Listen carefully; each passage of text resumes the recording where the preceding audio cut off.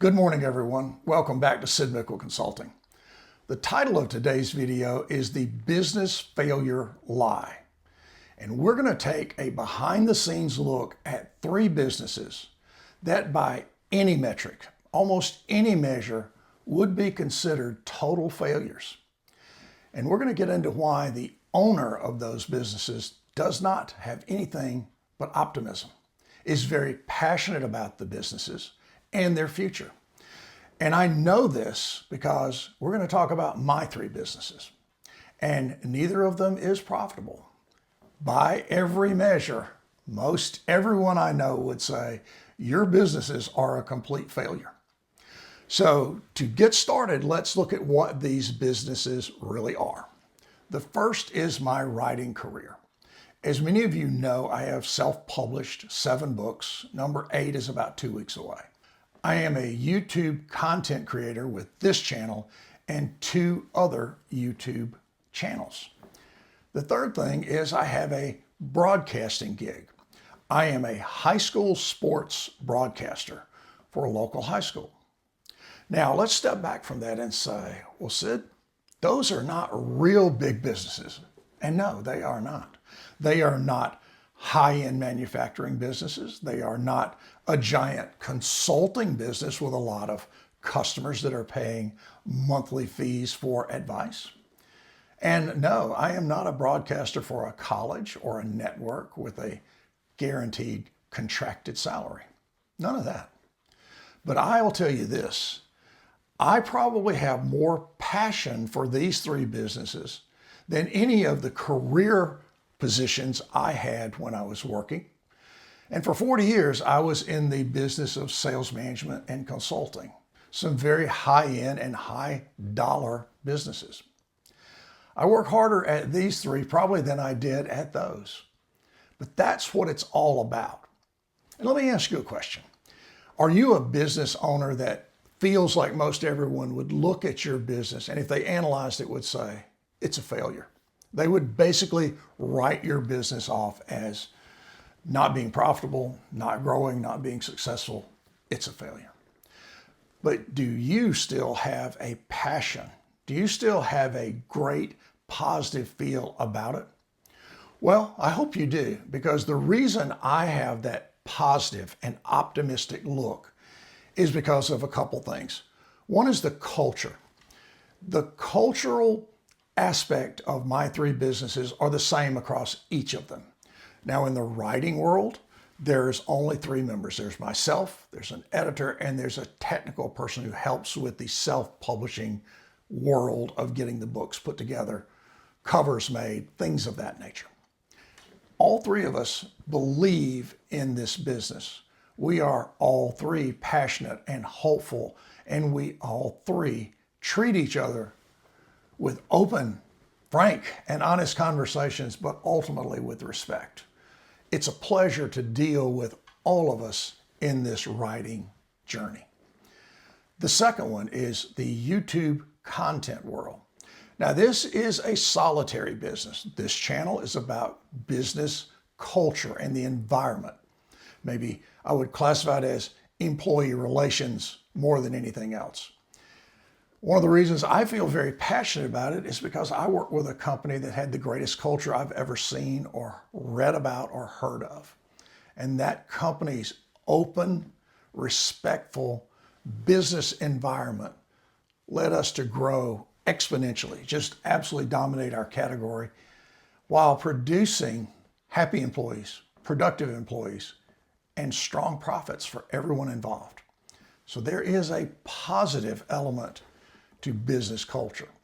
Now, the other 2 channels, one is a farm channel, and it's not a massive farm with a lot of equipment and a lot of acreage. No, it's a 10-acre homestead that I go out and I show people what the work is day to day and week to week on our small place here in East Central Alabama. And I think a lot of people relate to that because I think there are a lot more small farms than there are mega farms. And look, we don't have a lot of fancy equipment, and that's part of the fun. And I don't know an awful lot about it. That's even more a part of the fun. The third channel on YouTube is a nostalgic and a historic look channel. I talk to things about where we all grew up here, the people that I grew up with, some major events, and some of the really historic things that have happened. And people love that. Nostalgia is very big. Now, let's look at that though.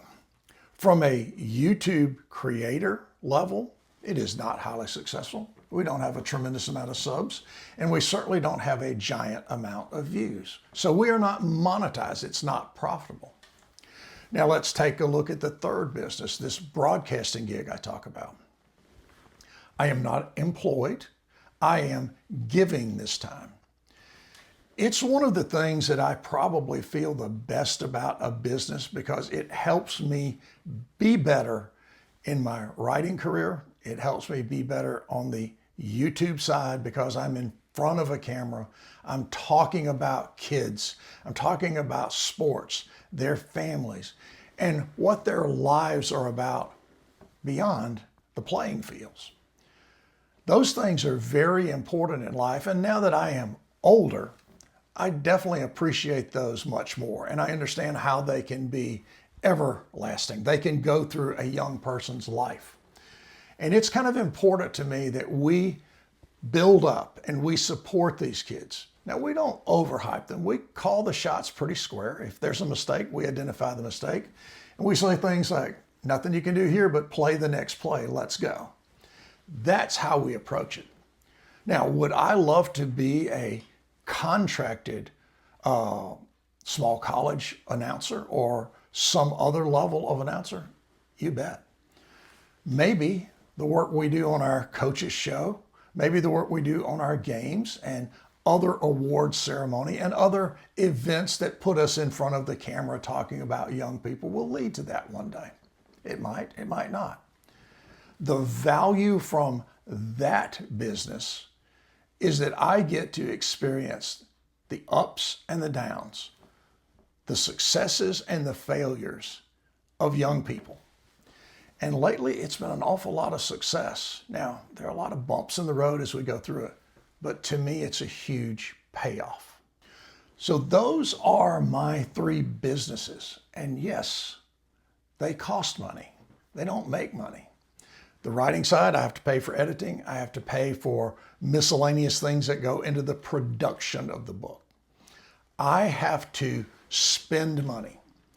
Of all three businesses, the writing side is probably the most successful because of book sales, revenue that is able to be generated from those book sales. But it still costs money. And I would say we're probably break even or a little bit less. On the YouTube side, we are not monetized, as I said.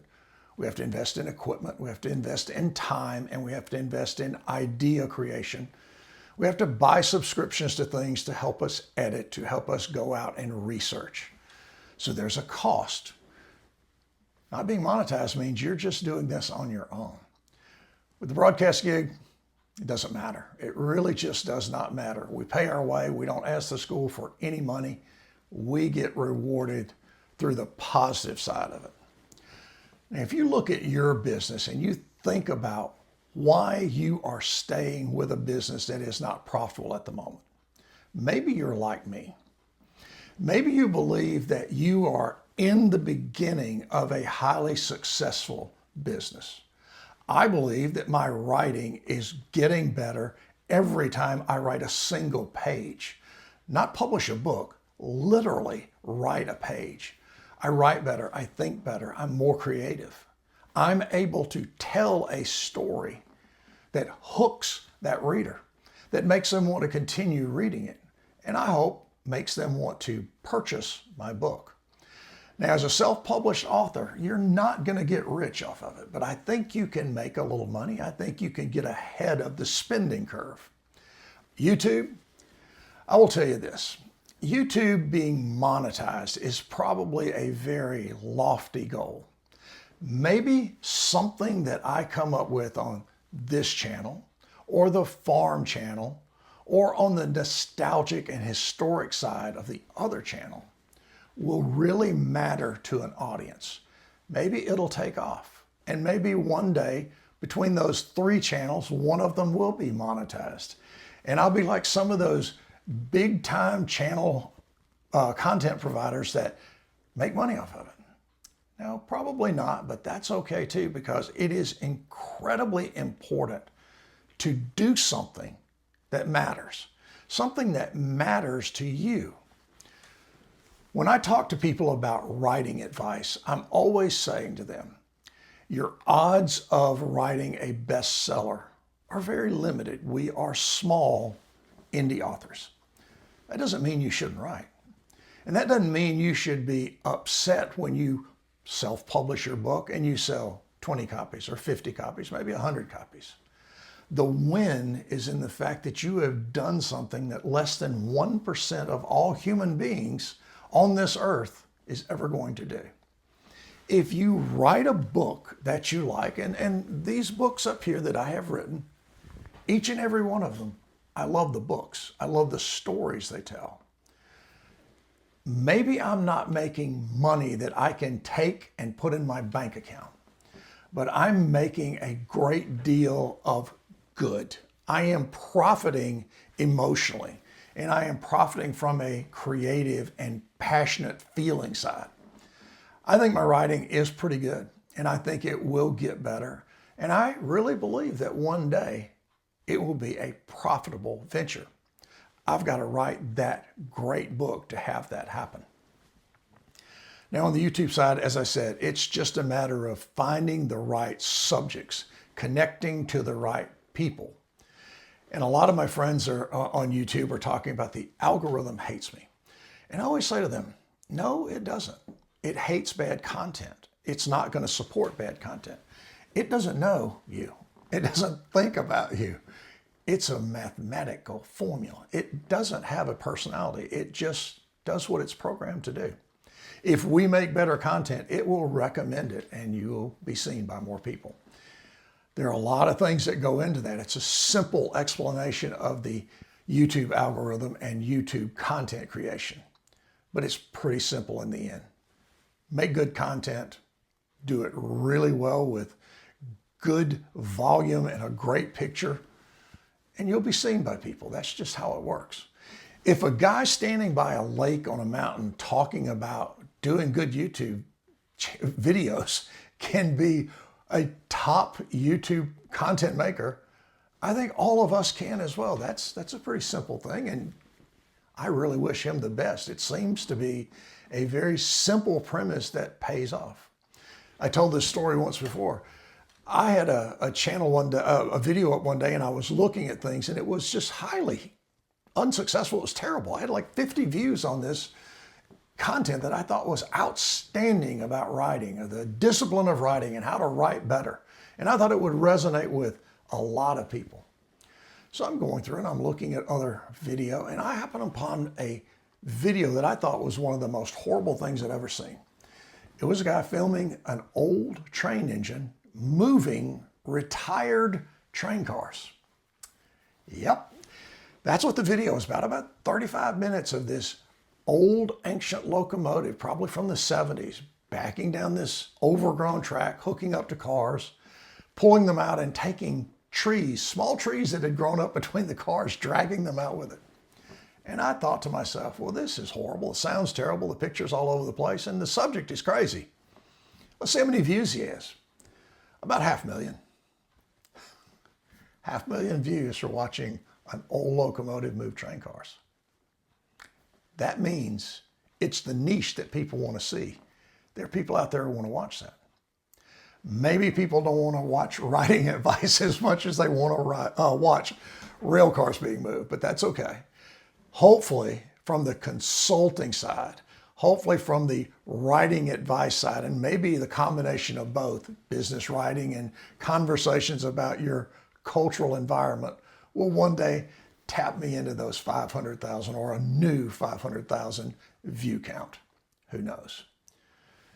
If you have your own business and you let yourself be convinced that it's a failure by other people's standards and measures, you're missing out on what the real true meaning of your business could be.